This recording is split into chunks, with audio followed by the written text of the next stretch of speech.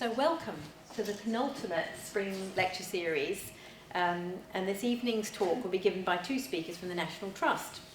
Richard Ashbourne, who's the first speaker of the two, is Assistant Curator at the National Trust's London South East region. Previously he worked at Polesden, Lacey and Surrey, and he studied classics at Selwyn College in Cambridge. Katya Belaia is Assistant to the Advisor on Paintings Conservation for the National Trust. She finished her graduate education in easel painting conservation here at the Courtauld in 2010. She's worked in private practice, and in 2016 she set up a cultural exchange programme for conservators in England and in the Ukraine. Tonight they're going to present the results of a project that involved a collaboration between curators and conservators working together to investigate and conserve a series of 8 portraits commissioned for the beauty room at Petworth House in Sussex, known as the Petworth Beauties. So I welcome Richard as the first speaker.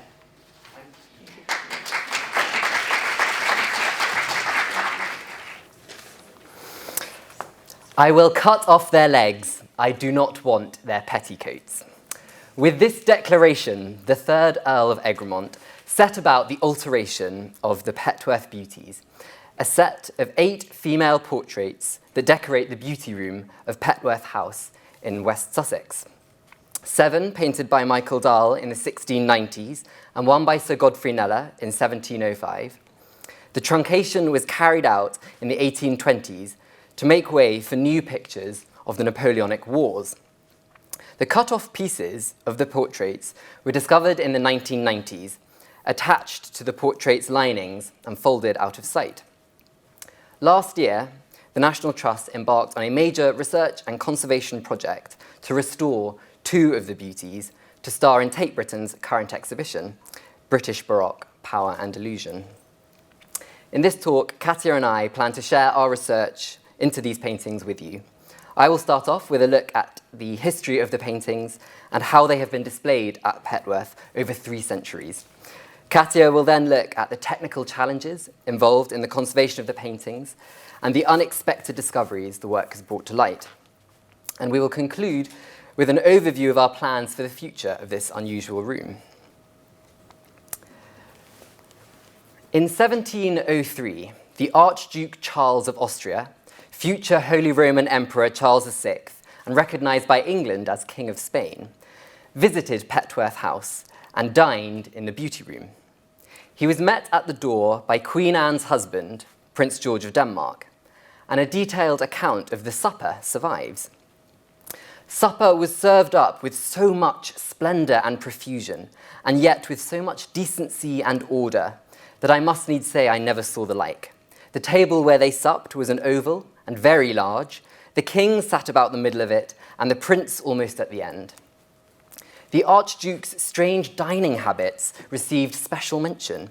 His bread was recorded as being broke into very small mammocks, laid upon a plate covered with a napkin, and placed on his left hand, from whence he takes it bit by bit, but keeps it always covered. I could not learn whether this was custom or superstition.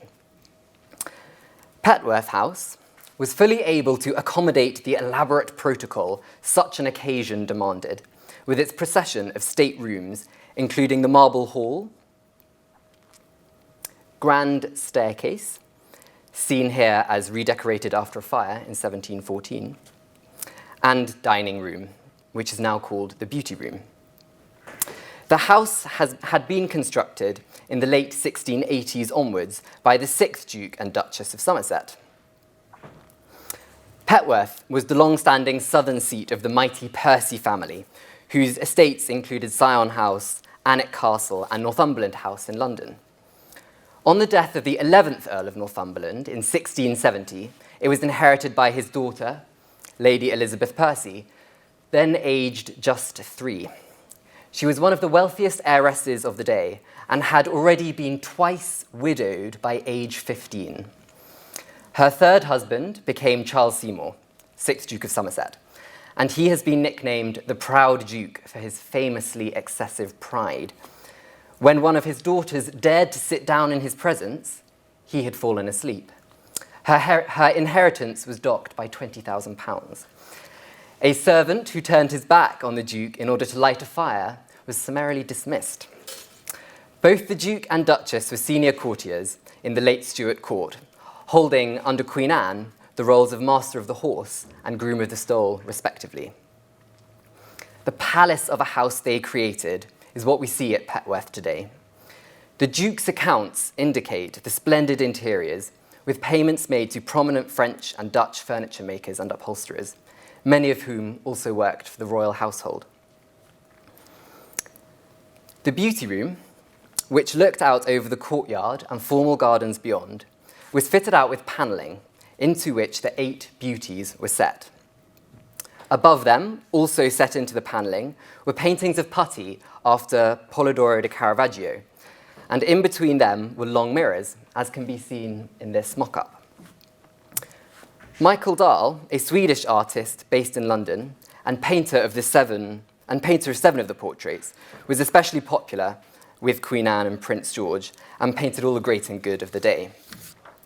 Bills show that he worked for the proud Duke from the 1690s, but the commission for the beauties does not appear in the bills. Their exact date of creation is therefore unknown, but circumstantial evidence indicates they were painted around 1695 to 1696, and art historians have judged their hairstyles also to place them at this time. The 8th beauty, by Sir Godfrey Kneller, painted by Sir Godfrey Kneller, is dated 1705, so a few years after the Dahls. Tabitha Barber, who's here tonight, who curated the current Tate Britain exhibition, has researched the contextual information surrounding the commission. The earliest written reference to the beauties appears in the notebooks of George Virtue, who visited Petworth in the 1730s, and they are given the title of beauties in his notes. Virtue records an account from the painter Thomas Murray of a falling out between the proud Duke and the artist and art agent John Closterman, which led to the Duke commissioning Michael Dahl. The story goes that the Duke was late in paying for a picture Closterman had advised him to buy, A Lot and His 2 Daughters by Guercino. More money was then demanded by the seller on account of inflation. As a result, Closterman himself stepped in, and I quote, "But this so disobliged the Duke that from his friend he became his greatest enemy. I have already told you how proud the Duke was." And so the Duke, and I quote, "from him went to Mr. Dahl and set him to work, had his own picture drawn, gave it to several persons of distinction, and engaged them to set to Mr. Dahl for their pictures, which he then had painted, all at full length, being several ladies, and is now the ornament of one of his fine rooms at Petworth." Inflation was particularly bad in the summer of 1695, hence the suggested date. The effects of inflation led to the row, and the row led to the Beauties Commission. As well as providing us with this contextual information, George Virtue gives us his own view of the beauties, and he was full of praise. At Petworth, he writes, are several whole-length pictures of ladies, beauties, painted several years ago for the Duke of Somerset. These pictures will always be public demonstrations of Mr. Dahl's superior skill. He later calls them some of Dahl's best works. The surviving physical evidence also demonstrates that the beauties were commissioned for the beauty room, because 2 of the beauties, the over doors, you can see there the Countess of Portland, they're slightly wider than all the others, so as to match the width of the doors. The impact on the room of a fire, which broke out in the grand staircase on New Year's Eve 1713, is unknown, but no evidence of smoke or fire damage has been found during the recent conservation work to the paintings. Further analysis of the physical evidence is planned, but the archival evidence relating to the room is rich and detailed, particularly in 18th century inventories, and these help us reconstruct exactly how the beauties would have been seen. Here's a slightly later inventory. One of the most important documents is an inventory taken from 1748 at the death of the Duke of Somerset, which shows the full appearance of the room. A key feature of the space were the mirrors, and the inventory reads 1 chimney glass with 3 plates, 1 pier glass with 4 plates, and 6 panels of glass in which 3 plates each.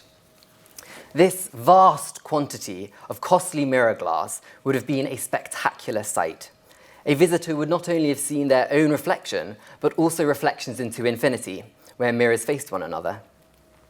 visitors would have been invited to see themselves amidst the beauties who would have seemed to be all around them. The same inventory describes 2 gilt brackets by the chimney, which reminds us that the varying combinations of natural and artificial light could have been used, creating a dynamic, sparkling space with tremendous aesthetic impact. The inventory also records some fabulous furniture, including 12 walnut tree chairs with flowered velvet pincushion seats, a 6-leaved Japan screen, and calico window curtains with cornices, ballons, lines, and tassels. The panels that were set into the panelling above the beauties were painted by 1661 by Simon Stone and are still at Petworth today. As with the beauties in the mirrors, the panels were set into Belection moulded frames, and recent research by James Finley, seen here, into the profiles of the various mouldings in the room is helping us understand how much of the original panelling survives. The Simon Stone panels, depicting cupids, satyrs, and nymphs, surrounded by arabesque borders, are copies after Polidoro di Caravaggio, the Italian Renaissance artist. The originals, by Polidoro, were owned by the 10th Earl of Northumberland, who commissioned copies from Stone when the originals were returned to the royal collection following Charles II's restoration. As well as creating a pleasant atmosphere suitable for dining, the cupids emphasize ideas about love and fertility that link up with the beauties. The clearest model for the Petworth Beauties is a set of female full-length portraits commissioned by Queen Mary II for Hampton Court Palace in 1691, the Hampton Court Beauties. These pictures, by Sir Godfrey Kneller, depicted the principal ladies attending upon Her Majesty, or who were frequently in her retinue. They were originally displayed in the Water Gallery, where the Queen dined, until it was destroyed by a fire, and they moved to their present location in King William's private dining room. As well as the closeness in date and display, Queen Mary and the Duchess of Somerset were themselves close friends, and both shared a passion for blue and white china. Earlier inspiration may have come from the series of beauties by Sir Peter Lely at Althorpe and Windsor, the latter assembled in the 1660s by Anne Hyde, Duchess of York, the wife of the future King James II, which celebrated women at the Restoration Court. At Petworth, there is a clear precedent for the collection of female portraits too, in the 10th Earl of Northumberland's collection of Van Dyck's. Given the role played by women in acquiring sets of portraits at this time, the Duchess of Somerset's involvement in the Beauties Commission is a possibility. The Duchess of Somerset's patronage of other arts, such as silver, is steadily coming to light. Stylistically, the Dahl Beauties are depicted in a consciously unifying way. This would have been emphasised by the fact that all of them were set into panelling, which was painted greyish-white. In the past, they were thought to depict the beauties of the court of Queen Anne, but while some had court roles under Anne, not all of them did. They are, nevertheless, denizens of the highest of court circles, and all were connected, if not themselves, then through their husbands, to the courts of William and Mary or Anne. It seems the group were actually chosen because of their personal connections to the Duke and Duchess of Somerset, as friends and cousins. It was an elite and exclusive group. The quality of the paintings is one thing that the restoration has brought to the fore, and the artist's use of flowers, silks, and classical architecture combine to create images of leisured and powerful women. Research into their lives is still at an early stage, but we will be exploring this more through interpretation at Petworth in the future. Information has come to light about the life of Mary Somerset, Duchess of Ormond. She was an important patron of the English poet John Dryden, who wrote her a 169-line poem in which he praised her beauty. "Her face is paradise," he wrote, and he called her a daughter of the rose, and she in fact holds a rose. Her beauty was said to be so great that apparently she was the most toasted beauty by the Kit Kat Club. Many of the beauty's relations, and the Duke of Somerset himself, were members of the Kit Kat Club, which was a gentleman's club devoted to the Whig cause. However, the Duchess of Ormond was not only famous for her beauty. She was the lady of the bedchamber under Queen Anne and had influence with the monarch. It was the subject of rumour that she had once accepted a bribe of £1,200 to install one of Anne's maids of honour, a highly competitive court position because it boosted a family's social standing and the chance of securing a good marriage. The gossip emerged when the woman in question, a certain Miss Christian Temple, married Thomas Littleton, heir to a baronetcy, and he found her personal fortune to be smaller than expected. The Duchess of Ormond was said to have split the cash with the Duchess of Marlborough, Sarah Churchill. And if anyone saw the film The Favourite last year, you may remember Sarah Churchill, who was played by Rachel Weisz. As a series, the Beauties are invaluable in providing us with an insight into the dynamics of friendship and power in the highest of court circles in the late Stuart period. In 1763, Petworth was inherited by George Wyndham, the third Earl of Egremont. And for the first 60 years of his ownership, he kept the beauty room the same. The third Earl was a keen patron of the arts and is famous for commissioning 20 works from J.M.W. Turner, which remain at the house. His estate yard accounts are filled with references to the never-ending movements and rehangs of his vast collection of pictures and sculpture. In the early 19th century, he created a Bonaparte room at Petworth, honouring Napoleon Bonaparte. This was followed in the 1820s with a commission of battle pictures of the Napoleonic Wars in which his sons had fought, plus a sculpture of the Duke of Wellington. In order to make space for these new pictures in the beauty room, the beauties were folded up, and a discussion about this between the sculptor of the Wellington bust, Francis Chantry, and the third Earl was recorded by the artist George Jones. And here is what they did. The third Earl asked Chantry which wall would provide the best light for the pictures, and Chantry replied, "The most favourable was occupied by 3 whole-length portraits, fixed in panels." Those are the beauties. Upon which his lordship said, "Well, I will put them there, and your bust of the Duke in the centre." Chantry then observed that the 3 portraits must in that case be removed. "No," said the Earl, "I have no place for them." "What is then to be done?" was the natural question. To which the Earl answered, "I will cut off their legs, I do not want their petticoats. Their heads shall be placed in 3 small panels above, and the battles with the marble bust of the Duke shall be placed below them." However, after the legs had been cut off, a decision was taken to keep the sliced pieces of canvas, reattach them to the lining, and fold them up behind the pictures, out of sight. The alterations done to the room at this time are found in the accounts of Thomas Upton, one of the Earl's estate workers. In 1826, bills show carpenters were paid for altering and fixing pictures, preparing and fixing panels in the beauty room, and tablets to pictures, making a packing case for the 6 looking glasses from the beauty room, preparing wainscoting and panels for the beauty room, and taking down glasses and borderboard in the beauty room. Why it was decided that the cut-off legs should be kept is not clear, but perhaps there was an awareness by the Earl or his workers of the significance of the beauties, or because of the frequency with which the Earl redisplayed his collection. The fact that the third Earl had lived with the beauties at full length for so long may have influenced him. Whatever the reason, that the legs were not lost was known at the time. The diarist Cecilia Ridley wrote in 1841, "In one room there are copies of the Hampton Court beauties hanging around, and Colonel Wyndham has unmercifully rolled up their legs to make room for some battle pieces below." She adds that the rolling up seems to me an odd thing to do.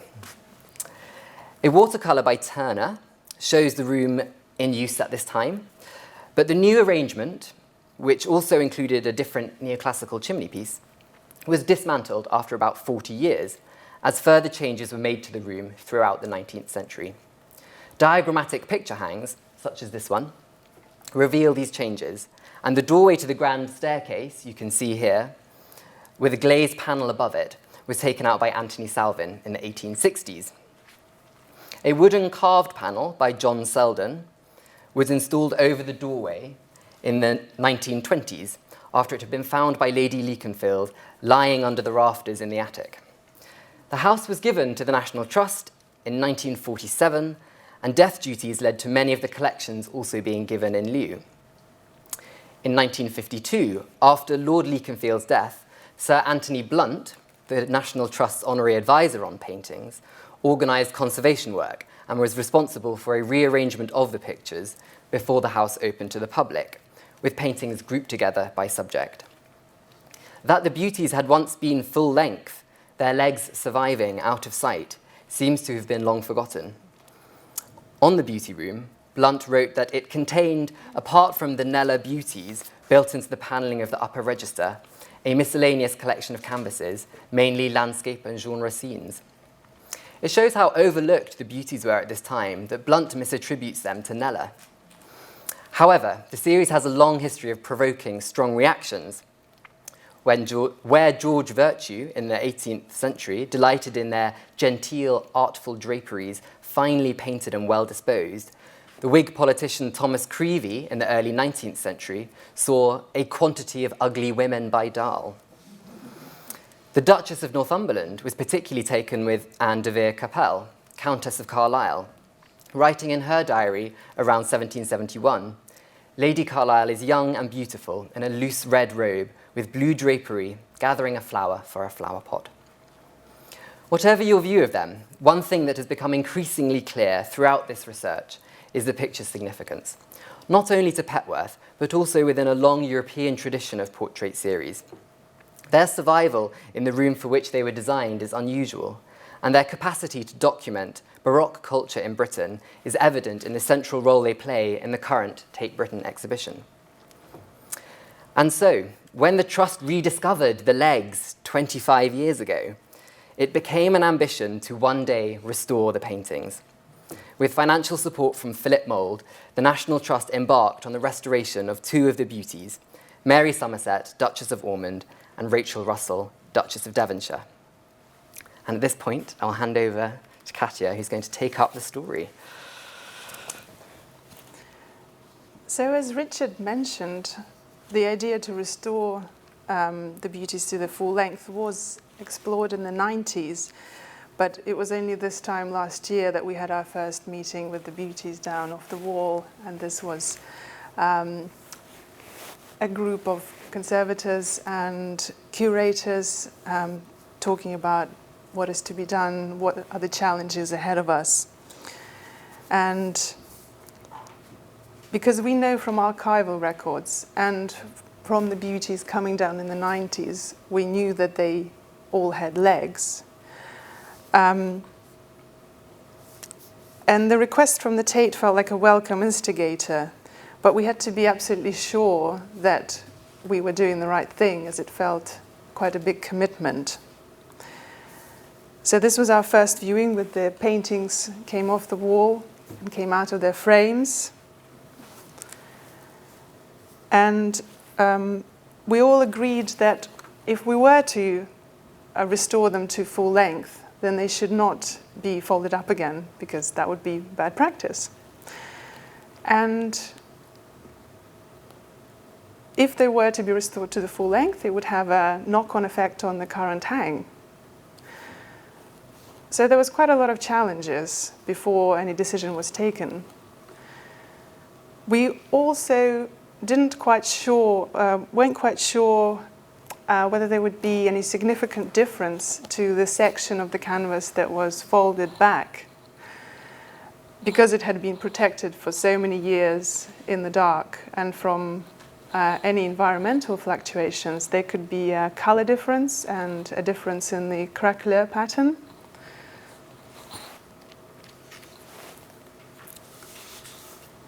So here are the Duchess of Devonshire on the left, out of the frame and propped up on blocks, and the Duchess of Ormond on the right, their petticoats folded back and pinned to the strainers.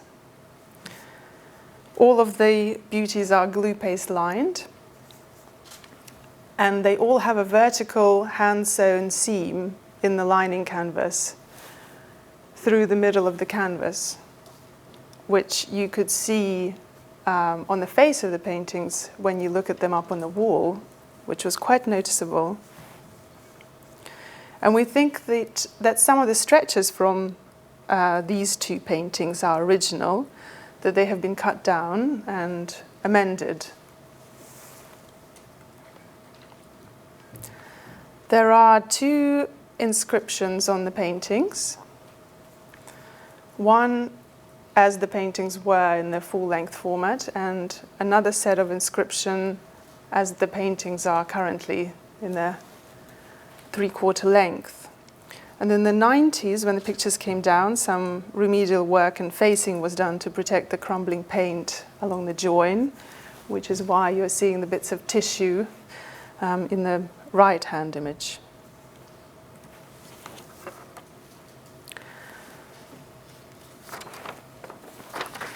And as the paintings came out of their frame, it quickly became apparent that they weren't just folded, they were actually cut. The original canvas was cut and then lined, so attached on another piece of canvas, but in doing so they haven't quite got the alignment.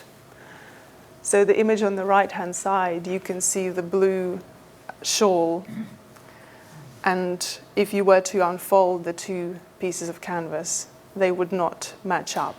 They were not aligned.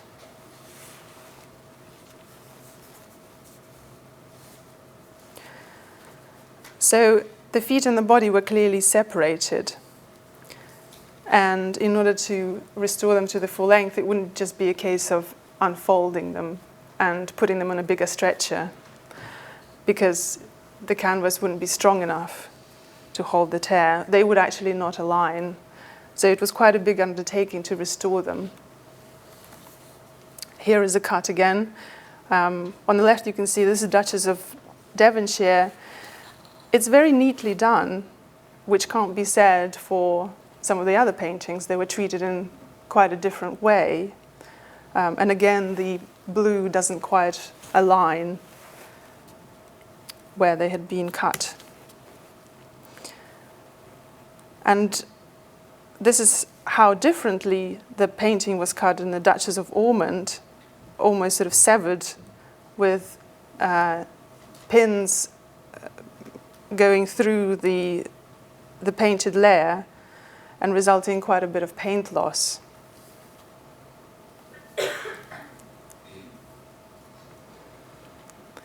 And the piece of canvas that was folded round to the back was then pinned into the strainer.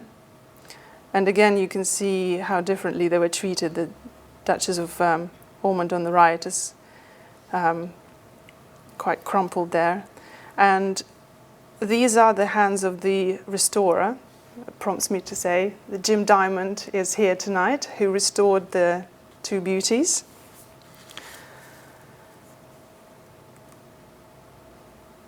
And because the paintings were essentially already in 2 pieces,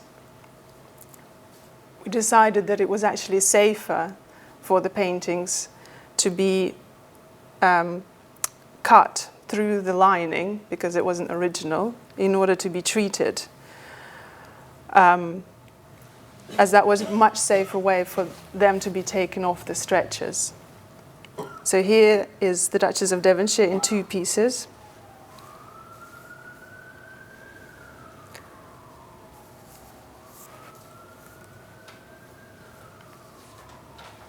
And in the process of delining and the temporary join in the 2 canvas pieces to aid realignment.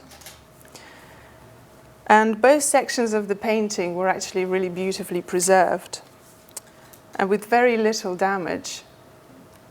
And although we were prepared to accept some degree of difference between the color or texture, but luckily there was very little difference. Although the lack of tension on the bottom part, bottom section, resulted in some sagging, which was quite tricky to realign and needed a bit more work. But we can also see in this image the lovely original tacking edges, which have survived, which is marvelous. And also in the right-hand image, you can just see the difference in tension between the upper section of canvas and the lower section of canvas. And here it is loomed up temporarily and realigned in the cut and ready to be cleaned.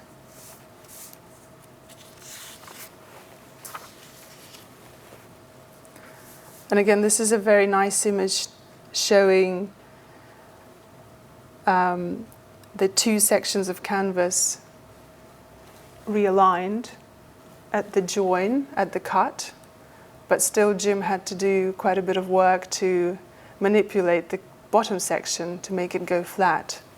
And that was done with moisture treatment on the suction table. And at one point, Jim called us and said he found something really exciting and we have to have a look. And it was an inscription on the Duchess of Ormond, but hidden behind the piece of canvas that was folded back. So it was completely unexpected. And only when he took the canvas off the stretcher, we found it. And it says after... What does it say again? After they're aligned,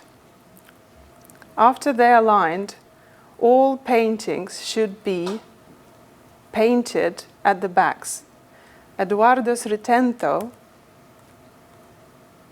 1835.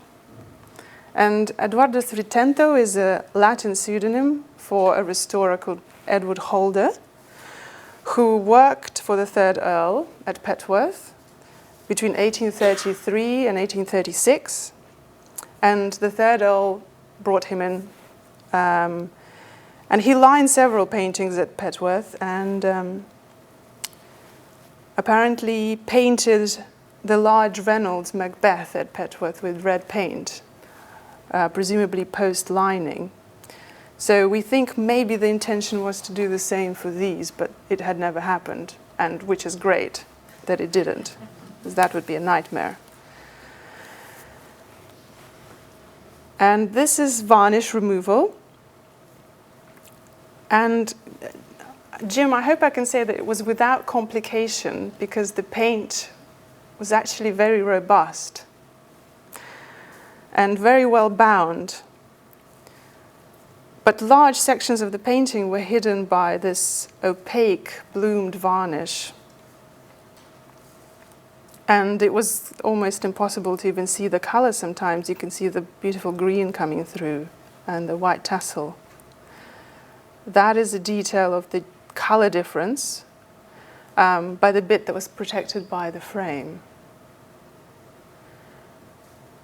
So that really dark treacly color is the varnish. And here's some beautiful images of the cleaning with that electric blue coming through when the varnish is being removed, and with the temporary varnish put on.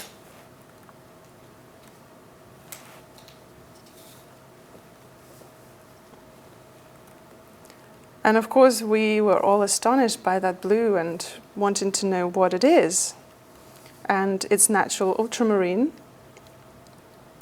very thin layer of ultramarine over a thick layer of lead white. And underneath that, there is a dark brown layer of iron oxide and carbon black over the pinkish ground.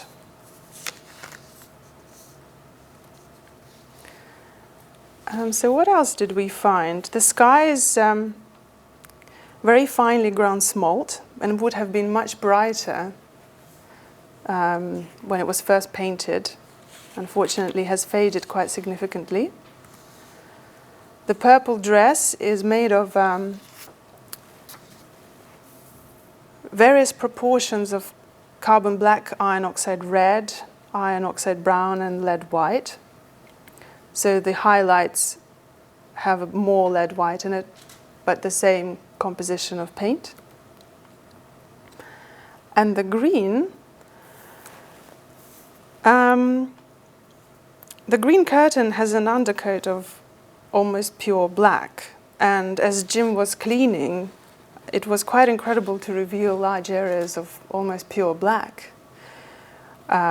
with these brilliant passages of optical green, which are made of ochre, small amount of iron oxide brown, tiny amount of lead white and carbon black.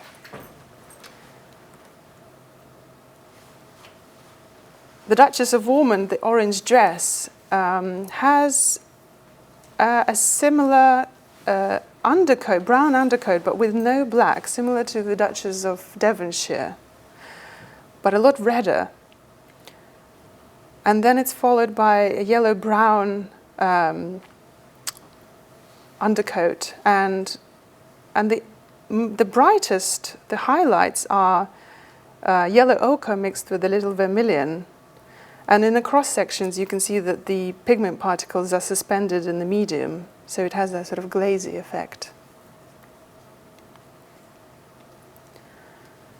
Both paintings have oil ground layer containing lead white and iron oxide, but they have slightly different treatments.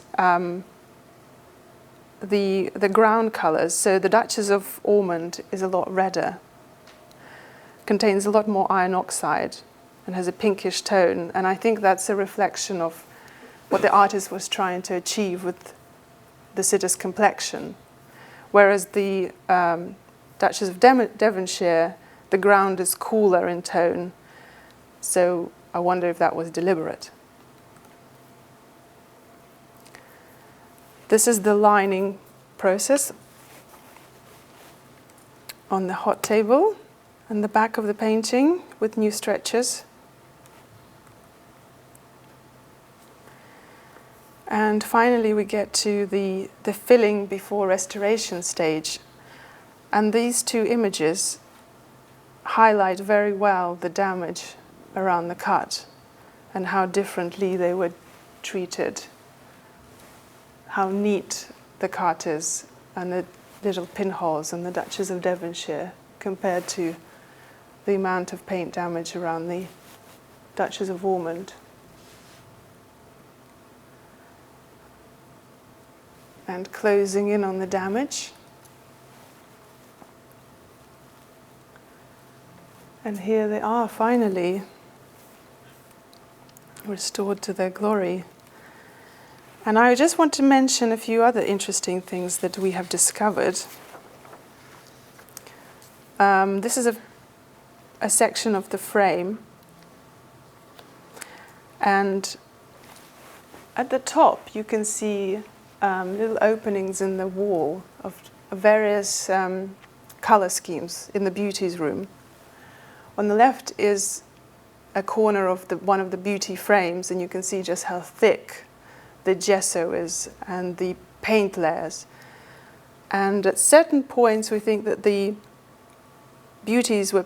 frames were painted while the beauties were in the frames, because as the center bottom image shows, there are framing lines on the painting, and there are multiple framing lines in the paintings. Some of them are from when the paintings were full length, and others are from when the paintings are folded.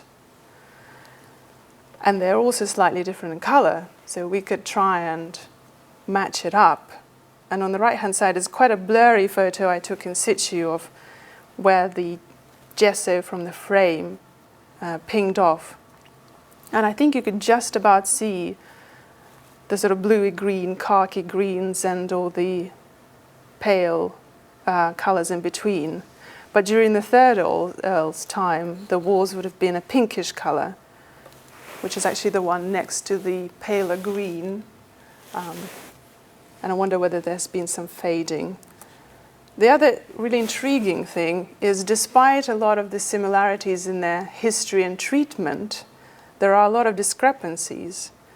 So these are details from other beauties of the seams in the linings. And they're all quite different, almost like they were done by a different hand. The stitching is different, and the type of canvas varies slightly, and the way that they feel, some have a bit more glue in them, some are feel more drum-like.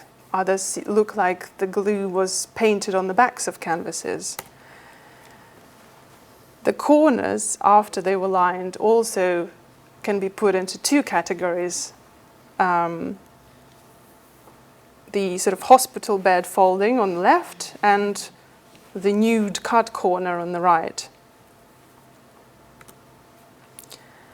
All the stretches are different.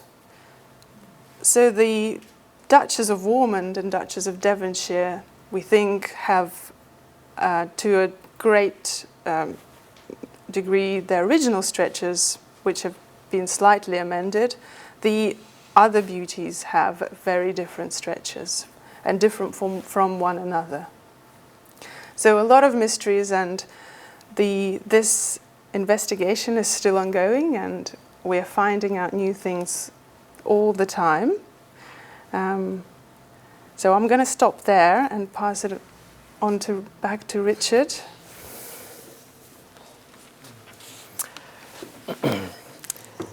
Making sense of the chalk inscription by Edvardus Recentor has proved tricky. While we know that Edward Holder worked for the third Earl in the 1830s, it seems as though this recommendation he made was never acted on, as Katya said. It's unlikely the pictures were cut down in 1835 when the chalk inscription is dated. That was our first thought, that actually the inscription was evidence that the beauties had been cut down later. But actually, the evidence for the cutting taking place in 1826 to 28 is clear because of the accounts of Thomas Upton revealing the changes to the room in those years and the record of the conversation between Francis Chantry and the third Earl about the display of the new Napoleonic scheme, and that was acquired in 1827-28. Our current thinking is that the beauties were taken down by Holder, who recommended relining and having this conservation treatment done after the shortening a few years earlier. The pictures were not in the end painted at the backs, as other pictures at Petworth have been. There will be further discoveries as the project goes on, and looking to the future, our immediate aim is to share the stories of the pictures with our visitors. Alongside fundraising, the restoration of the remaining folded beauties is planned, ahead of, ultimately, the reinstatement of the Baroque room. New discoveries are being made continually, and just last month, when two more of the beauties were taken down for inspection, the outline of an archway in the walls of the room was revealed. Whether this is primarily structural, for holding up the staircase landing above it, or indicates the outline of a previous opening, which was perhaps part of the medieval house, is under consideration.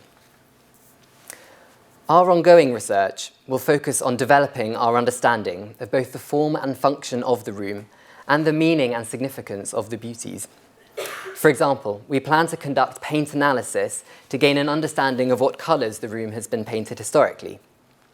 We will be particularly looking for an early white, which would chime with a bill dating from 1699 and located by Amy Lim, revealing the room was painted nut oil white colour.